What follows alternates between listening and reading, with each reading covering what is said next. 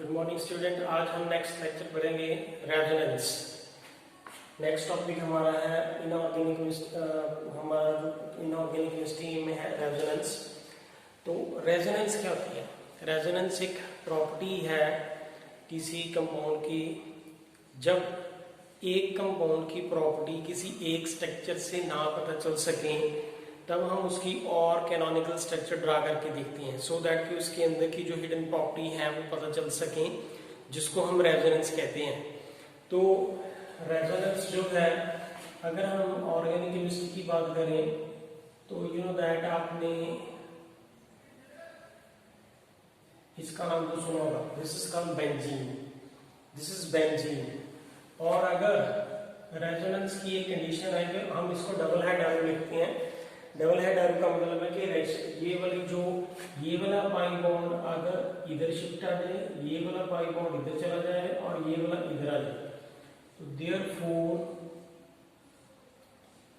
We will gate ये वाला bond यहाँ पे आ जाएगा, ये वाला यहाँ पे और ये वाला। सो ओवरऑल जो हम इसको इस तरह से रिप्रेजेंट करते हैं कि ये वाली जो है पाई बॉन्ड है, ये सारे कार्बन एटम के ऊपर इलेक्ट्रॉन डेंसिटी शेयर कर रहे हैं। तो अगर ये कार्बन एटम के ऊपर सबके ऊपर इलेक्ट्रॉन डेंसिटी शेयर करेंगे तो in the last we can say that कि हम इसके अंदर इस तरह से सर्कल डाल देते हैं। दैट मीन टू से कि electron density is shared on the 6 carbon atom. लेकिन अगर इसकी प्रॉपर्टी इसके साथ मैच नहीं करती, यहां पे देखें, अगर मैं इसका नाम देखूं तो अगर मैं इसके बॉन्ड की कुछ स्ट्रक्चर ऐसे बना देता हूं तो इसे हम क्या कहते हैं? That is the cyclohex 135 triene. ये बेंजीन नहीं है, this is the cyclohex 135 triene. अगर इसकी बॉन्ड लोकलाइज्ड है, लोकलाइज्ड का मतलब वो फिक्स है, मूव नहीं कर रहे, तो मूव नहीं कर रहे, दैट मींस से इसका नाम क्या है? साइक्लोहेक्स 135 ट्राई ई। साइक्लो का मतलब क्लोज्ड है, हेक्स का मतलब 6 कार्बन एटम है, और दिस इज 135 कार्बन एटम के ऊपर जो ई डबल बॉन्ड है, दैट्स 3 कितने डबल बॉन्ड है? 3, तो that's called triene. So this is the cyclohex 135 triene. अगर ये बॉन्ड लोकलाइज्ड है तो that is cyclohex triene नहीं। अगर ये बॉन्ड डीलोकलाइज करें, अगर डीलोकलाइज करेंगे तो यहां पे इस बॉन्ड को डीलोकलाइज करके मैं यहां पे ले गया तो ये वाली स्ट्रक्चर बन गई। दैट मीन टू से कि अगर यहां पे भी हम ये सोच लें कि ये इसके बॉन्ड फिक्स है तो दैट मीन टू से ये बेंजीन नहीं है, this is the cyclohex 135 triene. और अगर इसके बॉन्ड डीलोकलाइज करेंगे तो फिर जाके हम इसको बेंजीन कह सकते हैं। तो यहाँ पे अगर मैं इसकी प्रॉपर्टी देखूं तो इसकी प्रॉपर्टी इसके साथ मैच नहीं कर रही, क्योंकि यहाँ पे ये बॉन्ड तो लंबा है क्योंकि इसके बॉन्ड लोकलाइज्ड है। अगर लोकलाइज्ड है तो दिस बॉन्ड जो सबसे ज्यादा लंबी यही है, ये आ रही है, देन ये जो है उसके बाद इंटरमीडिएट सी है। एंड लेकिन अगर ये इसमें से अगर डीलोकलाइज करे तो सारी बॉन्ड लेंथ जितनी की जितनी carbon carbon double bond length है, सबकी बॉन्ड लेंथ इक्वल होगी। अगर इसकी इक्वल बॉन्ड लेंथ होगी दैट मीन टू से कि इसके बॉन्ड एंगल, उसकी बॉन्ड लेंथ सबके ऊपर इलेक्ट्रॉन डेंसिटी शेयर होगी तो इक्वली शेयर होगी। तो therefore property of this do not match with this one, and this is called as the resonance, जो उसकी प्रॉपर्टी है। And similarly more other examples भी हैं। फॉर एग्जांपल हम यूजुअली अगर इसकी बात करें तो this is called tolling. It is tolling. Suppose tolling जो है उसके अंदर एक प्रॉपर्टी है कि ये एक ऑर्थो पैरा डायरेक्टिंग नेचर का होता है। अगर ये ऑर्थो पैरा डायरेक्टिंग नेचर है, मीन टू से कि अगर इलेक्ट्रोफाइल बाहर से अटैक करे तो इलेक्ट्रोफाइल जहां तो ऑर्थो पे अटैक करेगा, जब पैरा पे करेगा, मेटा पे नहीं कर सकता। तो वो रेजोनेंस से ही पता चल सकता है कि क्यों मेटा पे अटैक नहीं कर सकता, जहां ऑर्थो और पैरा पे ही स्टेबिलिटी क्यों है। लेट्स सी कि अगर रेजोनेंस से कैसे पता चल जाता है। अगर मैं यहाँ पे इलेक्ट्रोफाइल, तो अगर मैंने इस वाले पाई बॉन्ड, ये वाला पाई बॉन्ड जो है अगर वो इस इलेक्ट्रोफाइल को अप्रोच करे। अगर इसको अप्रोच करेगा तो फाइनली हमारे पास ये वाली स्ट्रक्चर बननी चाहिए कि यहाँ पे है He और यहाँ पे है CH3 और इस कार्बन एटम के ऊपर कौन सा चार्ज आएगा? पॉजिटिव। इस कार्बन के एटम के ऊपर कौन सा चार्ज आएगा? पॉजिटिव। और अगर इसके ऊपर पॉजिटिव चार्ज आता है तो बाय द रेजोनेंस हम क्या कर सकते हैं कि इस वाले को बॉन्ड में यहाँ पे शिफ्ट कर देंगे, तो नेक्स्ट स्ट्रक्चर जो है वो ये वाली बनेगी कि यहाँ पे CH3 है, यहाँ पे H है, ये E है, तो positive charge will come here and ये वाला बॉन्ड यहाँ पे आएगा। उसके बाद अगर इस वाले पाई बॉन्ड को इधर शिफ्ट करते हैं तो नेक्स्ट जो रेजोनेटिंग स्ट्रक्चर है वो ये वाली बनेगी। दिस वन इज हियर, यहाँ पे पॉजिटिव चार्ज आ जाएगा, ये बॉन्ड यहाँ पे है, this is the CH3 and this carbon carry positive charge. अगर इन सबका अब सबका सम अप करें तो देयरफॉर ओवरऑल स्ट्रक्चर जो है वो ये वाली बन गई है। This one CH3 and here is E and H यहाँ पे लगे हैं, सॉरी यहाँ पे H and E is there, और यहाँ पे पॉजिटिव चार्ज इस कार्बन एटम से, देखिए यहाँ पे जब इलेक्ट्रोफाइल ने अटैक किया था तो पॉजिटिव चार्ज यहाँ पे आया था, तो यहाँ से स्टार्ट होके फिर वो इस कार्बन के ऊपर गया यहाँ पे, फिर उसके बाद यहाँ पे शिफ्ट कर गया, तो therefore the positive charge will start from here and and at the last here, this one. तो मीन से कि ये इसकी प्रॉपर्टी है टॉलिन की, ये ऑर्थो डायरेक्टिंग नेचर का है। इसी तरह से यहाँ पे इलेक्ट्रोफाइल पैराडाइट के ऊपर भी अटैक कर सकता है, लेकिन मेटा के ऊपर नहीं करता, क्योंकि उसके साथ यहाँ पे एक रीजन आ जाता है कि एक तो रेजोनेंस है ही है कि रेजोनेंस के साथ साथ यहाँ पे ये मिथाइल जो है इलेक्ट्रॉन डोनेटिंग है। अगर ये इलेक्ट्रॉन डोनेटिंग है तो जब इसके ऊपर पॉजिटिव चार्ज आएगा, तो जब पॉजिटिव चार्ज आएगा तो वो इस पॉजिटिव चार्ज को डैमेज कर देगा मिथाइल, एंड देयरफॉर जो है पैरा जो ऑर्थो है उसकी स्टेबिलिटी ज्यादा होती है। तो ये ऑब्वियसली कि जो कंपाउंड के अंदर की हिडन प्रॉपर्टी है उसके साथ हम फाइंड कर सकते हैं कि रेजोनेंस क्या चीज है। सो अब बात यह आती है कि रेजोनेंस जो है वेरियस मॉलिक्यूल की डिस्कस की हुई है यहाँ पे। तो लेट्स सी हाइड्रोजन की सबसे पहले हाइड्रोजन। अब हाइड्रोजन जो है उसके अगर H2 की बात करें, यू नो दैट H2 जो है वो by the sharing between the two hydrogen atom बना हुआ है। This is the hydrogen molecule which is formed by the two combining atom H and H। अगर इसकी रेजोनेंस की बात करें तो ये किस तरह से फिजिबल है, इट इज जहां तो एक हाइड्रोजन के ऊपर पॉजिटिव चार्ज आ जाए और दूसरे के ऊपर नेगेटिव, दैट से ये दोनों इलेक्ट्रॉन इसके ऊपर चले जाएं तो नेगेटिव, और ये इलेक्ट्रॉन इसका इससे लॉस हो जाए, it will carry here positive charge. So this is the resonance of the hydrogen atom. इस तरह से ऑक्सीजन की बात अगर हम करें, दैट इज ऑक्सीजन। अब ऑक्सीजन में क्या होता है, this is O2, this is O, this is O, ये 2, ये 4 और ये 6, ये 2, ये 4 और ये 6। इसके इलेक्ट्रॉन इस तरह से हम इलेक्ट्रॉन डॉट स्ट्रक्चर इसकी इस तरह से लिख सकते हैं। अगर इस तरह से हम कहते हैं कि ऑक्सीजन ऑक्सीजन में कौन सा बॉन्ड है, यहाँ पे डबल बॉन्ड एग्जिस्ट कर रहा है, यहाँ पे डबल बॉन्ड एग्जिस्ट कर रहा है। तो अगर इसमें से O, here is O, और अगर ये वाले पाई बॉन्ड, अगर इसमें से एक बॉन्ड जो है अगर इसकी स्ट्रक्चर ऐसे देखें तो इसमें से एक ये वाला सिग्मा बॉन्ड है, ऊपर वाला कौन सा है, पाई। अगर पाई बॉन्ड ब्रेक करेगा तो अगर इस तरफ इलेक्ट्रॉन डेंसिटी शेयर करता है तो देयरफॉर ये वाले के ऊपर कौन सा चार्ज आएगा, नेगेटिव, और इस ऑक्सीजन के ऊपर कौन सा चार्ज आएगा, पॉजिटिव। यहाँ पे इसके ऊपर कौन सा चार्ज आएगा, पॉजिटिव। तो this will be the resonance structure of the oxygen. So इसी तरह से जो नेक्स्ट केस है नाइट्रोजन का है, नाइट्रोजन। अब नाइट्रोजन को हम N2 लिखते हैं, और N2 है तो फिर हम इसको किस तरह से रिप्रेजेंट करते हैं, दिस इज N, इसके बीच में यहाँ पे ट्रिपल बॉन्ड होता है, और यहाँ पे देखें इसके इलेक्ट्रॉन 8 कंप्लीट है। यहाँ पे देखें ये 6 और 2 8 और ये 6 और ये 2 8 दोनों के ऑक्टेट कंप्लीट है।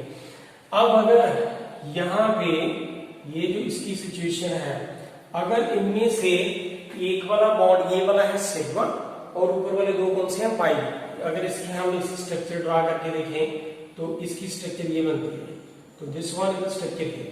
अब इसका एक सिग्मा है और दो पाई है, तो पाई जो है उसका एक ब्रेक करेगा तो रेजोनेंस में पार्टिसिपेट करेगा। अगर ये पाई बॉन्ड अगर इस तरफ शिफ्ट कर देता है तो देयरफॉर ये वाला नाइट्रोजन उसके बीच में डबल बॉन्ड और यहाँ पे ये दो लोन पेयर तो थे ही पहले और ये दो इसके साथ आके इसका नेगेटिव चार्ज क्रिएट करेंगे और इस नाइट्रोजन के ऊपर कौन सा चार्ज आएगा? पॉजिटिव। तो therefore this will be the resonating structure of the nitrogen। इसके बाद जो है कार्बन मोनोऑक्साइड है, दैट इज कार्बन मोनोऑक्साइड जिसको हम कहते हैं CO।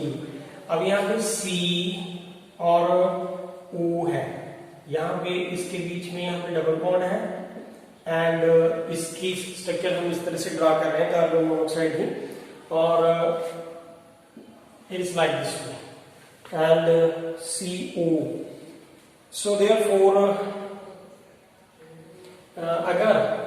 अगर इसमें से सिमिलरली फिर से मैं बताना चाहता हूं कि यहाँ पे एक सिग्मा बॉन्ड है और दूसरा कौन सा है? पाई। तो अगर इसमें से पाई बॉन्ड ब्रेक कर जाए, पाई बॉन्ड ब्रेक कर जाए और ऑक्सीजन की इलेक्ट्रॉन एक्टिविटी कार्बन से ज्यादा है तो ये अपनी तरफ जब इलेक्ट्रॉन विथड्रॉ करेगा तो therefore C, here is O and oxygen will carry negative charge and carbon will carry positive charge। So this will be the resonating structure of the carbon monoxide। and इसके बाद आती है carbon dioxide की, तो carbon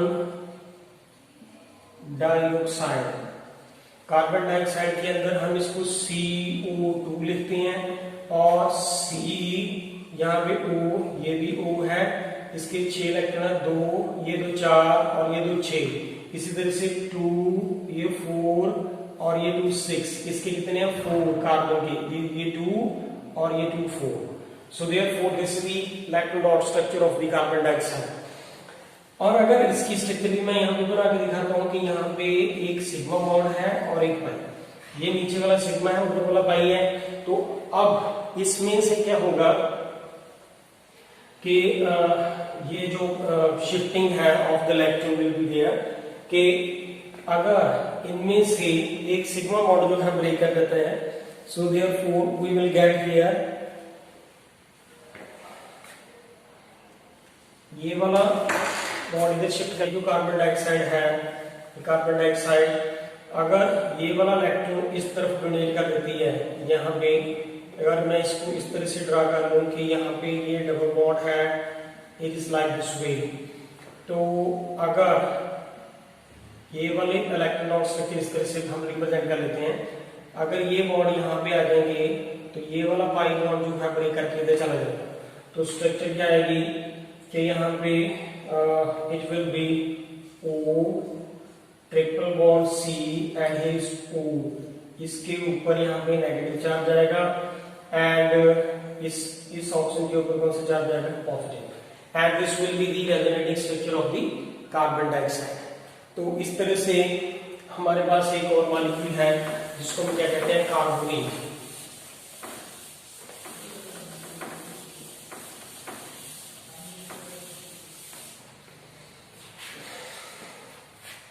CO3 and 2 negative.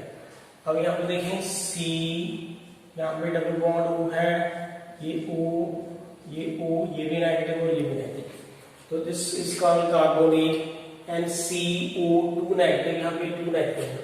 अब होता क्या है कि अगर ये वाला इलेक्ट्रॉन इधर शेयर करेगा तो ये पाई इलेक्ट्रॉन यहाँ से ब्रेक कर जाएगा, तो therefore we will get here O negative charge, इसके ऊपर नेगेटिव चार्ज आएगा, यहाँ पे ये डबल बॉन्ड है और यहाँ पे ये सिंगल बॉन्ड है and this oxygen carry negative charge and यहाँ पे ये ऑक्सीजन की जो इसकी इलेक्ट्रॉन स्ट्रक्चर है वो ये वाली बनेगी। अब इसके बाद क्या होगा, अगर यहाँ पे डबल बॉन्ड है तो अब इसके बाद इट कैन बी हेयर कि ये वाला दोबारा से इसके ऊपर आ जाए एंड ये वाला आ जाए। सो देयरफॉर सी, यहाँ पे O, यहाँ पे कार्बन ऑक्सीजन डबल बॉन्ड, यहाँ पे नेगेटिव चार्ज आएगा, यहाँ पे नेगेटिव चार्ज आएगा और यहाँ। So this will be the, यानी कि यहाँ पे डबल बॉन्ड है, देन डबल बॉन्ड यहाँ पे भी आ रहा है और इस ऑप्शन के साथ भी आ रहा है। तो देयरफॉर जो कार्बोनेट है, सो देयरफॉर अगर उसकी हम रेजोनेंट स्ट्रक्चर लिखें तो वो इस तरह से बनती है कि ये डबल बॉन्ड कैरेक्टर जो है वो सभी ऑक्सीजन एटम के साथ आ रहा है।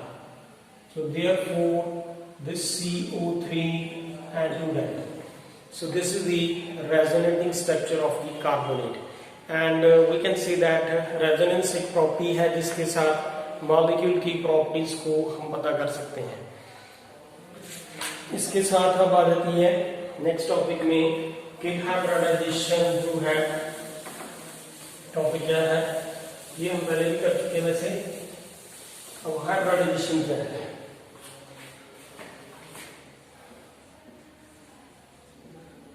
हाइब्रिडाइजेशन, अगर हम हाइब्रिडाइजेशन की बात करें तो what is hybridization? It is the process of the intermixing of the atomic orbital so as to redistribute their energy to form a new set of orbital of equal energy and shape. So this is the hybridization. So this is a hybridization जो है वो आगे different type की है, that is sp, sp2, sp3, sp3d, sp3d2 and sp3d3.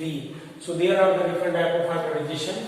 तो अगर हम suppose sp hybridisation की बात करें तो अभी मैंने स्टेटमेंट में बताया it is the process of intermixing of atomic orbital, this is atomic orbital of s and p।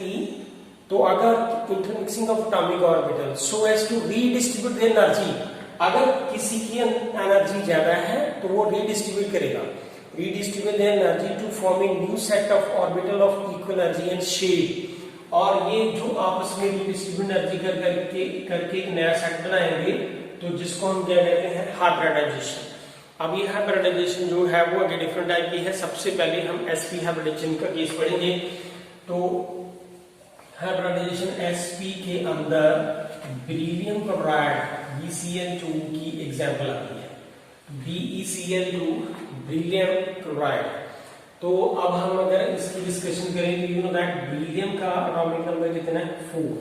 So configuration में आ जाता है 1s2 and 2s2। Outer shell जो है वो यही है 2s2 वाला। अगर हम बेरिलियम की यहाँ पे ग्राउंड स्टेट लिखें तो आउटर शेल जो है 2s है, उसके साथ 2p हमें लिखना ही पड़ेगा। This is the 2s and this is the 2p। How many electron are in the 2s? 2 electron are there.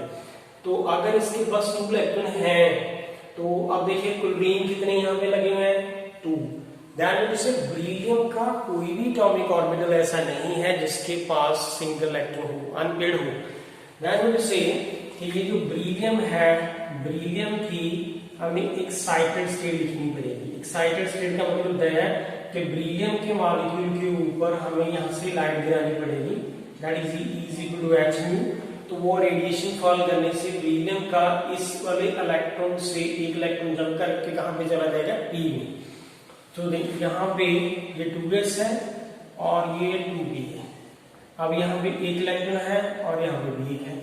That means now the 2 atomic orbital of the beryllium are, जो हमारे पास है जिसके साथ क्लोरीन है वो बॉन्ड बना सकती है। तो यहाँ पे नेक्स्ट स्टेप में हम क्या लिखेंगे, BeCl2 फॉर्मेशन। तो उस केस में क्या होता है कि हम इसको दोबारा से एटॉमिक ऑर्बिटल लिखेंगे, ये वाला और ये वाला इलेक्ट्रॉन किसका है, बेरिलियम का, और दूसरा इलेक्ट्रॉन कौन शेयर करेगी, क्लोरीन। तो ये आपने क्लोरीन इलेक्ट्रॉन शेयर किया और ये वाला इलेक्ट्रॉन कौन शेयर करेगा, chlorine. So therefore formation of BeCl2 resulting into formation, यहाँ पे कितने S और कितने P यूज हुए, यहाँ पे एक S और P भी एक। तो therefore हाइब्रिडाइजेशन कितनी है, sp। प्लीज यहाँ पे बात का ख्याल रखना है कि mark the boundary up to that atomic orbital, जहां तक एटॉमिक ऑर्बिटल हाइब्रिडाइजेशन में इन्वॉल्व हो रहे हैं तो ये बाउंड्री यहाँ तक ही शो करनी है, अपनी मर्जी से यहाँ तक खींच लेनी है। तो यहाँ पे ये बाउंड्री मार्क जो है इज वेरी इंपॉर्टेंट। तो यहाँ पे एसपी हाइब्रिडाइजेशन के लिए। अब अगर इसको हम इलेक्ट्रॉन डॉट स्ट्रक्चर में रिप्रेजेंट करना चाहें तो इस तरह से भी कर सकते हैं कि यहाँ पे BE था, इसके आउटर शेल में यहाँ पे कितने इलेक्ट्रॉन आ रहे हैं 2, यहाँ पे 2 इलेक्ट्रॉन थे, यहाँ पे मैंने अभी शो किए। और अगर जो क्लोरीन है अगर वो बॉन्ड में आती है तो आउटर शेल में उसके कितने इलेक्ट्रॉन है 7, यहाँ पे क्लोरीन के कितने इलेक्ट्रॉन है 7, this is 2 4 and 6 and 7, that is chlorine. And ये क्लोरीन अपना ऑक्टेट कंप्लीट कर लेगी और बेरिलियम के वैसे ही 4 इलेक्ट्रॉन थे तो उसके भूले जाएंगे। So resulting in formation of beryllium dichloride. इसे हम अगर फ्लोरीन के साथ बॉन्ड बनाएंगे तो it will be the beryllium dichloride. दूसरी बात ये कि अगर ये इसकी स्ट्रक्चर डिस्कस करें तो यहाँ पे बेरिलियम है, दिस इज क्लोरीन और ये भी क्लोरीन, तो ये वाला बॉन्ड एंगल कितना होगा, it is 180 degree. So therefore beryllium chloride की जो स्ट्रक्चर है वो लीनियर होती है एंड लीनियर स्ट्रक्चर होती है इसकी। उसके बाद जो एटॉमिक ऑर्बिटल है क्लोरीन और फ्लोरीन के आपस में मैच करके यहाँ पे हाइब्रिडाइजेशन देते हैं sp2। So this is the case of the beryllium chloride. इसके बाद जो है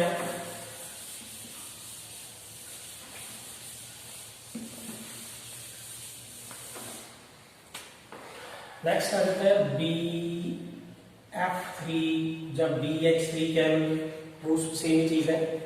अगर बोरोन की बात करें तो बोरोन यहाँ पे एक सेंट्रल जो है आयन है, सेंट्रल एटम है, तो बोरोन का एटॉमिक नंबर यहाँ पे कितना है 5, तो 1s2 2s2 एंड 2p1।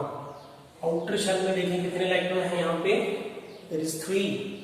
तो फिर इसके नीचे हमने बोरोन की ग्राउंड स्टेट लिखनी है, आउटर शेल में जो इलेक्ट्रॉन है उसे रिप्रेजेंट करना है।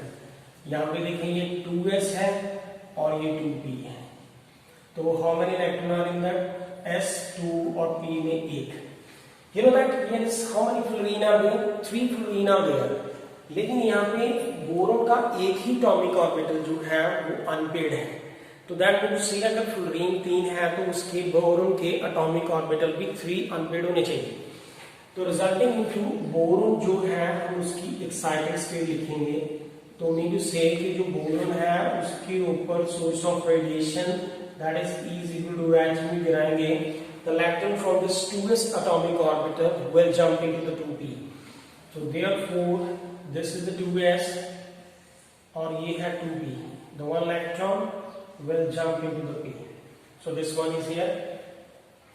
And now बोरोन के 3 एटॉमिक ऑर्बिटल जो हैं वो हमारे पास हैं कि जो फ्लोरीन के साथ बॉन्ड बना सकते हैं।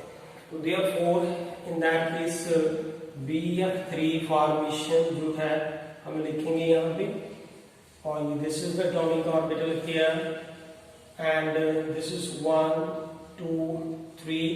These 3 इलेक्ट्रॉन जो है वो किसके हैं, बोरोन के, और इनके साथ बॉन्ड कौन बनाएगा, फ्लोरीन। तो यहाँ पे देखिए इसके साथ कौन बॉन्ड बनाएगा, इट इज फ्लोरीन। इसके साथ कौन बॉन्ड बनाएगा, इट इज फ्लोरीन। इसके साथ एक इलेक्ट्रॉन कौन बनाएगा बॉन्ड, इट इज फ्लोरीन। तो and then mark a boundary, यहाँ पे बाउंड्री मार्क करके देखेंगे कि how many s and p orbital are involved. तो देयरफॉर एक s और p कितने 2, the hybridization will be the sp2 hybridization will be there. And अगर इसकी यहाँ पे बोरोन है और इसकी जो लूस डॉट स्ट्रक्चर जो है इस तरह से डिस्कस करेंगे कि इसके बोरोन के एक्साइटेड स्टेट में कितने इलेक्ट्रॉन थे, 3। दिस इज 1 2 and 3, तो वो 3 के 3 मैंने यहाँ पे लिखे हैं। और यहाँ पे फ्लोरीन है, तो यू नो दैट फ्लोरीन के आउटर इलेक्ट्रॉन और वैलेंस शेल में कितने इलेक्ट्रॉन होते हैं, 7। This is and here is fluorine 2 4 6 and 7 and here is fluorine 2 4 6 and 7 and resulting in the formation of the BF3। अब यहाँ पे देखें this fluorine has octet complete, इसका भी ऑक्टेट कंप्लीट एंड इसका भी octet complete. By the way boron के पास 6 electron है, उसका ऑक्टेट कंप्लीट नहीं है। दैट मीन्स से बोरोन का अगर ऑक्टेट कंप्लीट नहीं है तो बोरोन एक ल्यूस एसिड है। दैट मीन्स से कि वो इलेक्ट्रॉन जो है वो एक्सेप्ट करेगा, अगर इलेक्ट्रॉन एक्सेप्ट करेगा तो रिजल्टिंग इनटू वो एक ल्यूस एसिड एक्ट करता है, that is BF3 the Luce acid. So this is all about of that. अब इसकी जो स्ट्रक्चर आ जाती है कि ये बोरोन है, यहाँ पे फ्लोरीन आएगा, एक फ्लोरीन यहाँ पे आएगा और ये फ्लोरीन। तो bond angle will be how much? It is 120, this will be the 120 degree and this angle will be the 120 degree and total will be the 360 and resulting into formation of the BF3. So this is the case of the sp2 hybridization and